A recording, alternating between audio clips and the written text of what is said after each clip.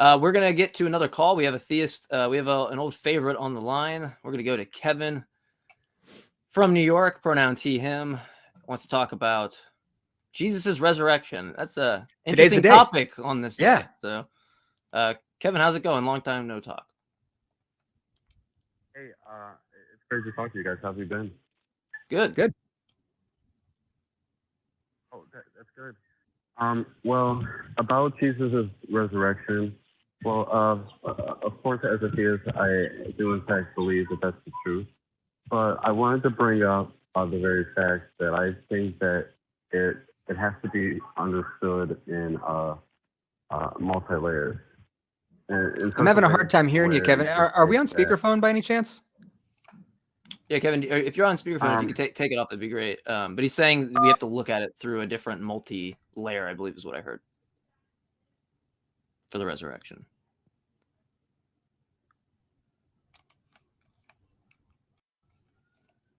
Well, if we can, Kevin, if you can get back on, we'll Kevin, happy to pop you back on. I think of what I heard, if I can try to. Is this better? I'm sorry. Yeah, that's better. Yeah. Okay. Well, yeah. I believe that it could be understood. The strange thing is that it could be understood literally and metaphorically, and in such a way to where I really believe that there's basically a secret a person must know in order to truly take the stories that are written about in the Bible and truly understand them. So you said literally and metaphorically. I'm okay with people saying a statement that's literal and also metaphorical, but I'm really concerned with the literal, because if Jesus literally resurrected, that's kind of my interest. It's consequential. Is there any story that could not be taken both literally and metaphorically?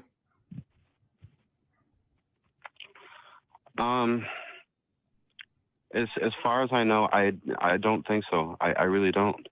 I don't think so either. Not in the fashion that the Bible does it. Well, wait, why not? Because it's because of how it does it and what it's actually referring to, the very context of it. I say that because, as I do believe that these people existed, these very same people could be taken in a much larger context. And what I mean is that certain disciples, for example, represented a certain testament of a larger group of people. And that's the way that it was actually meant to be understood. I'm a little concerned, Kevin, though, because you're like, you go on to say, I believe these people existed and this, but you're taking like a huge chunk of things and like throwing them off to the side and going, don't need to independently justify that thing, starting over here, right? I'm back here going like, okay, these people existed, this was said. Because like, I'm going to be frank with you, Kevin, I don't care about the Bible, like about what the Bible has to say in terms of like it justifying the claim, because that's not how things work, right? I give you a biology book, I can prove that independently with allele frequencies. Doesn't have to just say it in a book for you to think it's true, right? Yeah. Because we have limited time, it might be worth just digging into two simple questions. Do you believe that the resurrection of Jesus literally happened? Yes. To be more specific about what I was talking about, and wait, hold on, Kevin. So you believe that the resurrection of Jesus literally happened. So the question that we actually have time to dig into and that would be interesting to our listeners is why? Why is because, like I said, literally Jesus died in a metaphorical sense. That's the claim, though. Right. So I'm asking you, why do you believe that Jesus literally resurrected from the dead? Because it's symbolic of a prophecy that I believe. No. We're not talking about not having to do. We're not getting into the symbolism yet. We're not getting into the symbolism yet. You're saying that you believe that a thing happened. And I'm asking you, why do you believe this thing happened? We can talk about the symbolic stuff later. But for right now, why do you believe that Jesus actually resurrected? Well, why do I believe Jesus resurrected? Because I believe that God exists, and Okay, lots of people believe that gods exist and don't necessarily believe that Jesus resurrected. So what does one of those things have to do with the other thing? Yeah. Well, I mean, I was trying to get to all that, really. Well, I know, but what Kenneth is saying is that, look, what Kenneth's saying is we got to premise God exists, and then like you conclude like Jesus, but other people don't make that inference, right? That inference rule clearly isn't a thing because other people don't come to that conclusion. It'd be like if someone said, "Hey, Kenneth played in the NBA and dunked on Shaquille O'Neal," and it was like asked, "Why do you believe that?" And they said, "Well, because Michael Jordan exists." Like one thing doesn't have anything to do with the other. And if you believe Jesus resurrected, it's just trivial. We know you think God existed. Well, this is what it is. Okay, because I think we kind of got a little off of what we were trying to aim at here. No. We're trying to put you on track for why you believe it's true. And I'll tell you explicitly what I'm aiming at. I'm aiming at the how people, in this instance you, how you arrive at your conclusion. So you've arrived at a conclusion. Jesus resurrected, as that's a thing that literally happened in your mind. And I'm asking you, why do you believe that? The how is what I'm aiming at. Because I believe it because I believe that Jesus is also, in the metaphorical sense, representation of the physical Bible. None of that has anything to do with whether none of that has anything to do with whether the resurrection actually happened. A physical man, Jesus, was crucified, put into a tomb, and raised from the dead.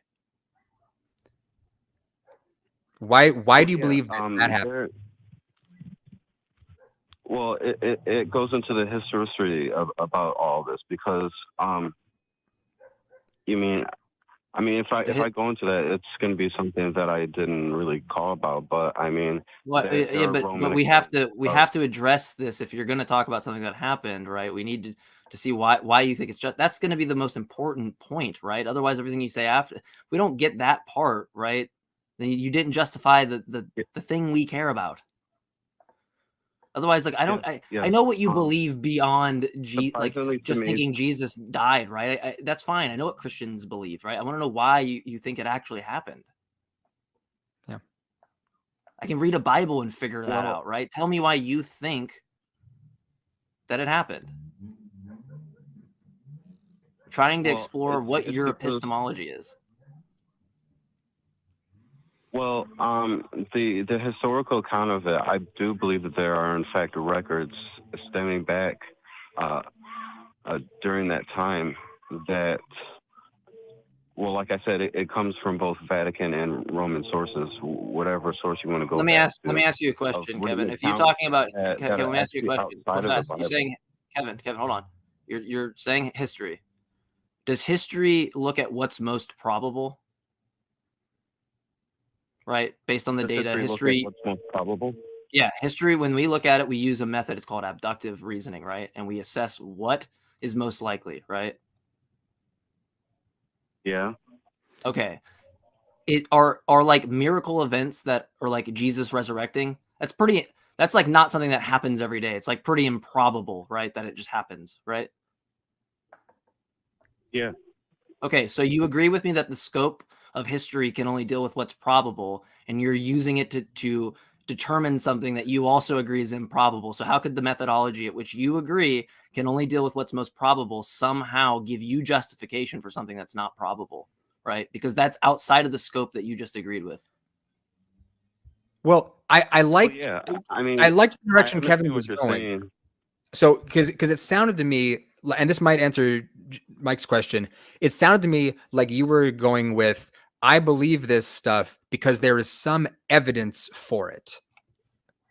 So this improbable event happening, is that a fair representation of where you were going? Well, Even with how you brought up the miracles and everything and how improbable it is, well, yes, of course it is.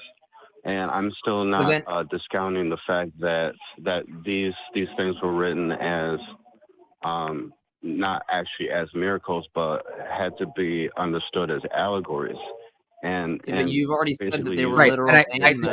Kevin, I know you really want to talk about the allegories and the metaphors and all this stuff, but we're not there yet. So because we're talking about how you said you believe that this is a thing that literally happened. Okay, so we're just we got to take this step by step by step. And I know that you got stuff that you want to get to, but we've got the resurrection of Jesus actually happened, and you believe that this is true because of some evidence.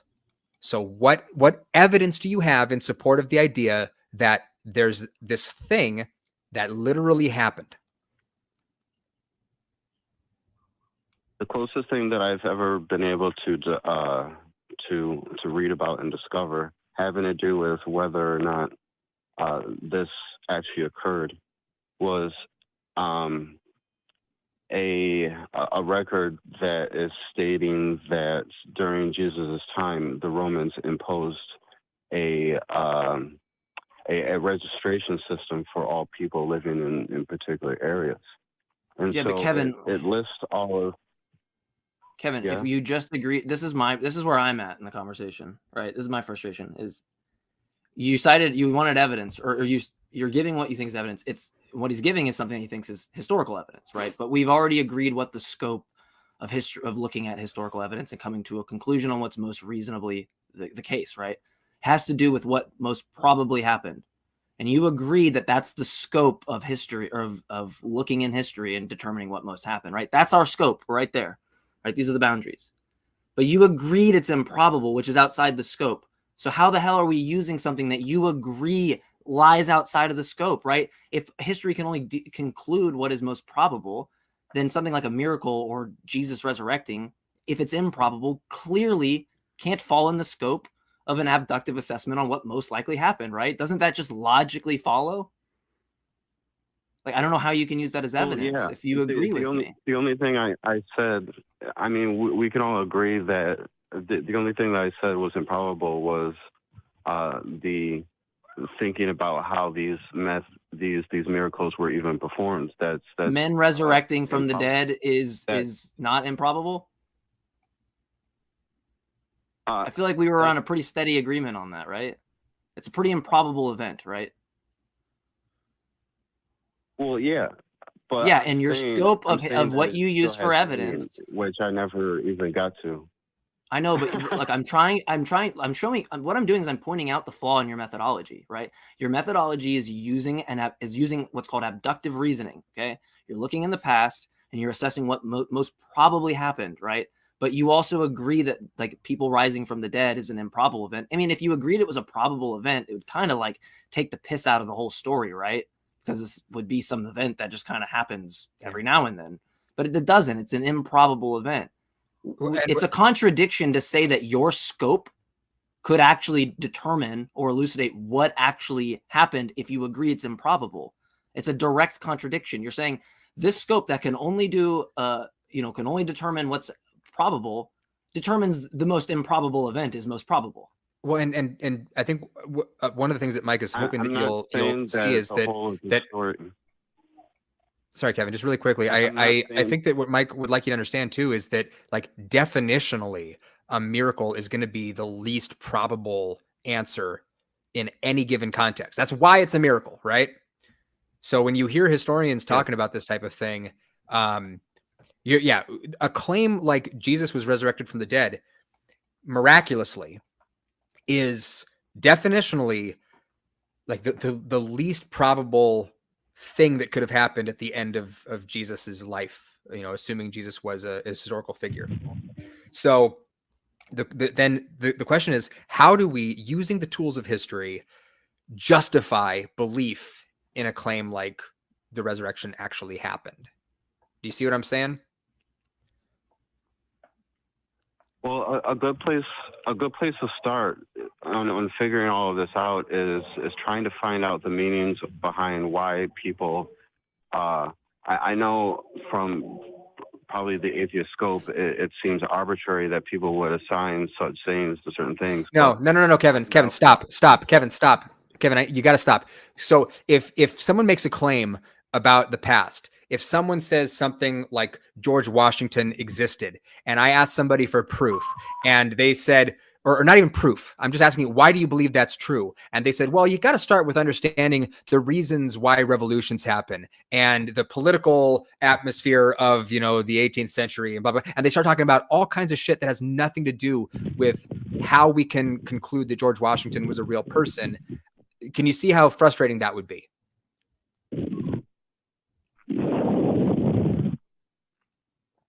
I mean, I could have made my point if I was trying to explain to you, it basically gets into the core of why people even call Jesus the Word of God to begin with. But none of that shit matters. None of that shit matters. The reasons why someone called George Washington the founder of our country in the United States have nothing to do with whether or not he actually existed.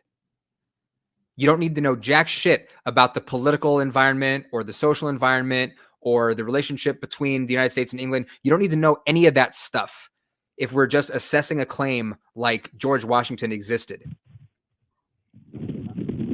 Yeah, I mean, like, you give it Treaty of Paris or some document that's like it's gonna be the case that in the George Washington example, we can determine that through the scope. But I'm concerned with the scope that you use, that you agree with can't determine that, and so you're gonna have to offer something else, like inductive, like some actual evidence, right? Mike's pointing out that the tools of history are not up to the task. Yeah, the tools of history are not going to work, right? But I'm really curious because you started to go down this road of saying that there was some sort of like Roman census thing, and I'm very curious if this is the evidentiary track that you're going to go down. What does a Roman census have to do with the claim Jesus was resurrected from the dead? Well, let me finish this thought, please. All right, because this is basically the point of me even calling, because I'm trying to prove the existence of God. I'm trying to prove to you that the prophecy having to do with these people were real. Kevin, you're talking about wait. You're talking about demonstrating the existence of God. That is a much, much bigger claim to demonstrate the truth of than Jesus was resurrected. And you're struggling to deal. Let's deal with the smaller claim before trying to tackle the bigger claim. Okay, so if the claim is Jesus was resurrected from the dead, so why should we think that is a true claim?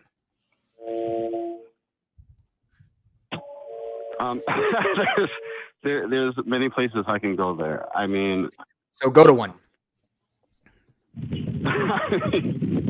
Well, first of all, when we go about trying to find out if anything is true, we have to at least at first treat it as though it's. Kevin, we can't hear anything you're saying. There's some sort of wind or interference going on, so you got to do something about that, man. We can't hear you. If the way that the brain works, we have to, when we're trying to decipher what is true and what's not true, and we're presented with something new, something that we haven't heard of, we have to at least first treat it as though it's true. And that is bullshit. That is not true. That is false. If you come into everything, no, it's not. If you come into every claim under the assumption that it's true, you are welcoming a host of cognitive traps and mistakes. Okay, it's like you're asking for confirmation bias to take over. Okay, you're in performative contradiction with yourself on every proposition you hold. And none of this has anything to do with what your reason is for thinking the resurrection happened. So I'm going to give you exactly one more chance to answer the question. Okay, or to begin answering the question. Why do you believe that the resurrection of Jesus is a thing that actually happened? I believe that it is something that actually happened because not of just the historical account of it, but what has happened with the actual physical copy of the Bible. Okay, so what's the historical account? What's the historical account of the resurrection that makes you think that it's a thing that happened? Well, the historical account really has to do with the people who are involved. Most specifically, historical accounts of people such as Pontius Pilate, who was basically orchestrator over Jesus's trial. Not just Jesus, Okay. but the people in the local area. Okay, so is there some? Do you have some access to some sort of account from Pontius Pilate saying that Jesus resurrected from the dead? Well, yeah, because I mean, it's not just from there, but it's from No. Answer that one thing. You brought up Pilate. So what is the evidence linking Pilate to Jesus was resurrected? I'll give you. Okay, I'll give you. Pilate oversaw a. Let's just say that the story about Pilate overseeing the trial of Jesus is legit. Okay, so Pilate condemns Jesus to satisfy the mob. What does any of that have to do with whether or not he resurrected from the dead? Well,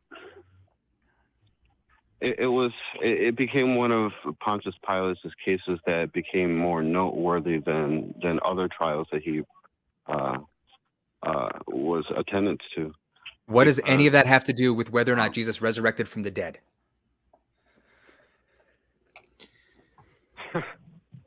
Well, I mean,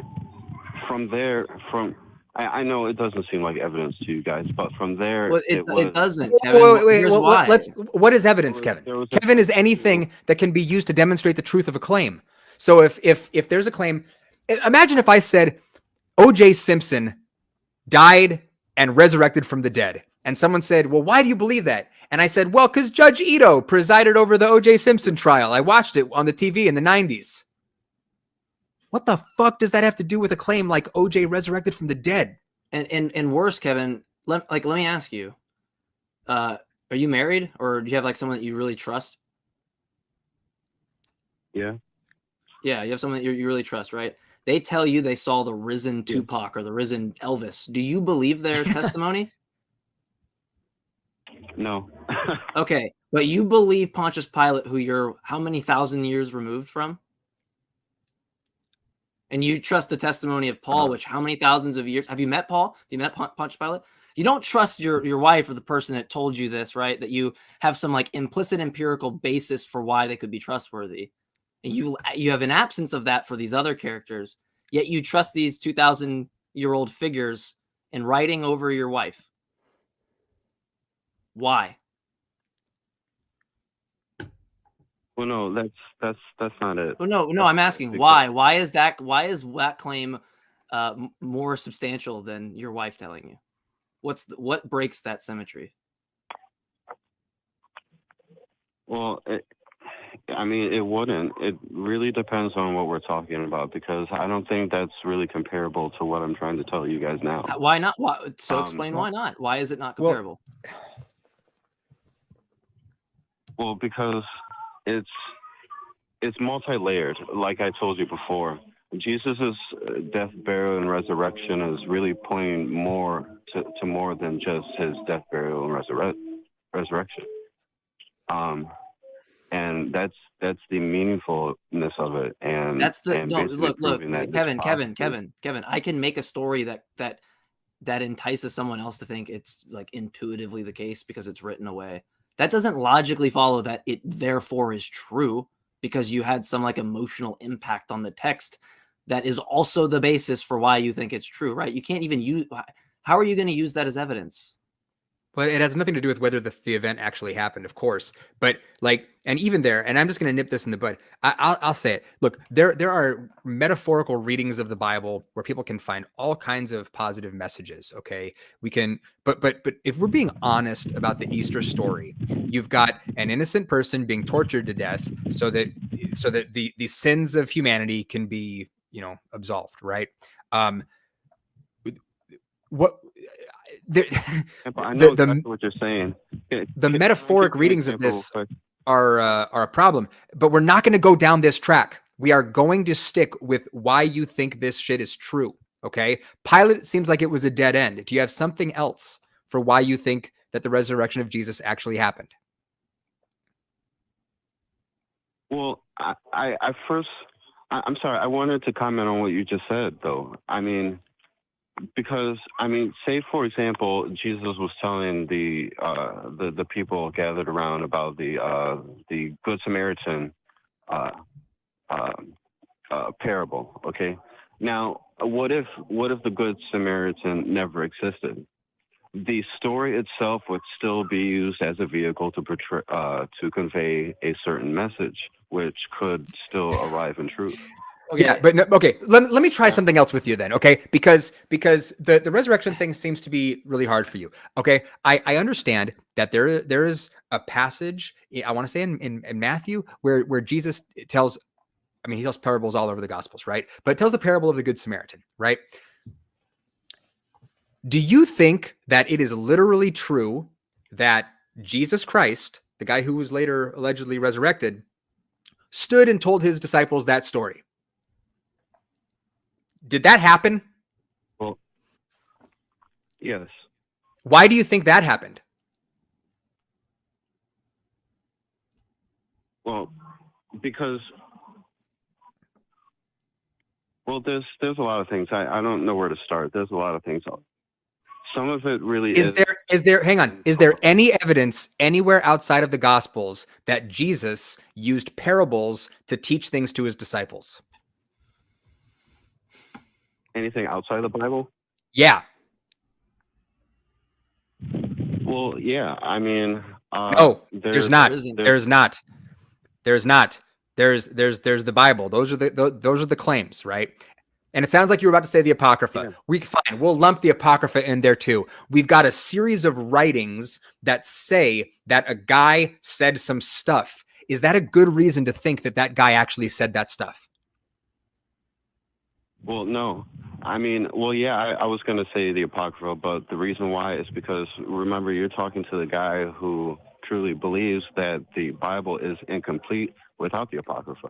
Great. So you've got the Apocrypha and the Bible. You've got a collection of writings about this figure, Jesus, and these writings say that Jesus said a bunch of shit. Is that a good reason to think that Jesus said those things?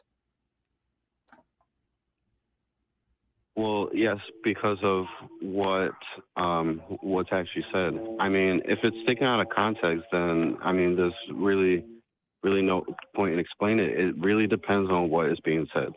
It okay. Really comes down to that. So it depends on what's being said. I know that you don't understand why that makes no sense. I wish you did. Okay, we could point to all kinds of writings. We could point to all. Okay, I'll use a popular example. Okay, there's books about a character named Harry Potter that were extremely popular. Okay. And millennia from now, the Harry Potter books may endure in some form. If someone were to find some books about a wizarding school and they say that little Harry Potter turned to his friend Ron and said, "Hi, Ron," would that be a good reason to think that Harry Potter actually, in reality, existed and turned to his friend and said, "Hi, Ron"? No, because you have to take a lot more into consideration than just that. That is correct. Yeah, and those are the things you're not taking into consideration. The same thing applies to the Bible and the Apocrypha. You've got books that say things. Books saying things is not a good reason to think that what's in the books is true. You need more than that. Yeah, and the metaphorical thing, which is something that really is strange to me, because it's like, you're on this metaphorical thing that you want to get to, but it's like, if I have to give you a message, Kevin, and your house is on fire, am I going to write you a fucking poem that's can be interpreted multiple ways? Or do I just tell you your fucking house is on fire and you need to get out? But no. The best way to do it is to write an allegory and have people interpret what the speaker meant. But we don't have background in when I interpret what Kenneth says, right? So let's say Kenneth writes some story and he's like, not that deep, but he's like, Jmike's, he makes some thing about me and people are like, wow, he doesn't like Jmike. But I read it and I'm like, oh, he's just being Kenneth because like he just wanted to stick that right. I have background information to know something about Kenneth. I know part of his beliefs, so I can interpret what the speaker said and have like a little bit better interpretation on that, right? We don't have any access to the speaker of any of these books, right? And you want to go with that, the metaphor we have to interpret what the speaker meant is like equivalent of me telling you that your house is on fire, sending you a letter like a poem or something, and then just being like, good luck. Hopefully it doesn't burn down by the time you fucking figure it out, right? Hopefully you don't die by the time it's too late that you realize, you know, the truth of the claim, right? But if you're going to rely on metaphors, that's ridiculous to me. How are we ever going to know what the speaker meant? And anything can be metaphoric. I mean, I studied English literature as an undergrad. That's what I got my degree in. And there, I'm reminded of, I had an English professor who I loved. Shout out Professor Colquitt back in San Diego. She's never going to say this, but there were people in the class who saw that anytime somebody saw something in a text as being a metaphor for something sexual, that the teacher loved that shit. So you would have people pulling stuff out of their asses to say that, you know, something was about something sexual because it worked in the class and it was fun. And you could go there with your imagination. You can find metaphors in anything. And it's frankly, when we're talking about whether or not the claims in the Bible are true, when we're talking about whether or not these things actually happened, a metaphoric analysis of the text is fucking useless. Time is ticking because you're not understanding what I meant is that your house is on fire, right? Time's ticking. Oh, it's too late, right? It's better to have a direct message on what the speaker meant that doesn't require philosophical arguments of understanding that this God's of metaphysical necessity or having to go into theological accounts and he has no parts and he's divinely no, all this is post hoc bullshit, right? The metaphors, all that stuff. Because when things are actually true, they don't fear investigation. You can demonstrably prove them. You can repeat it. And you have some type of falsification to show if this wasn't true, I'd expect this. And I'm telling you this, what kind of pisses me off is that I never have had a theist call and say, if my belief wasn't true, this is what I would expect to see. No one has a falsification criterion on what they believe. Kevin, we got to move on. But if I could ask, in the future, if you call back, right, give me a falsification criterion for your belief as well as the actual evidence. But if we could start at something that might falsify your belief, that might be a good start. Kenneth, I don't know, before we wrap it up, any last words you got? Yeah, maybe just Google falsification criteria. Yeah, or for the people who want to cite scientific studies, like learn what a control is in an experiment. Maybe and then go back and look at the study and go, okay, were there controls? What were the controls? Did they use this? Like what was the methodology here? Is that was the process here sound? Am I safe in my conclusion? Do that legwork. Yep. Before calling, because then you find out things like Dr. Emoto's experiment had a triple blind study that showed that it makes no sense and that they can't repeat the studies. Right? If it's not repeatable, you're in the territory of pseudoscience or your hypothesis is just wrong. So